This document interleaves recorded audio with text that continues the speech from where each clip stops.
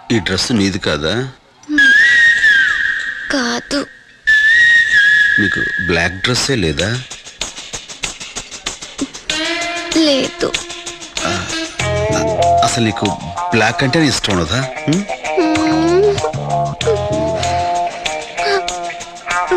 ఏంటి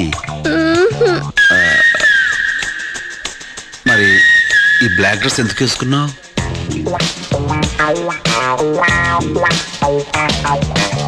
మీకోసం. నా కోసం? దేనికి? కోసం. ఏంటమ్మా? ఫ్రెండ్షిప్ కోసం. ఓ, ఫ్రెండ్షిప్ కోసమా?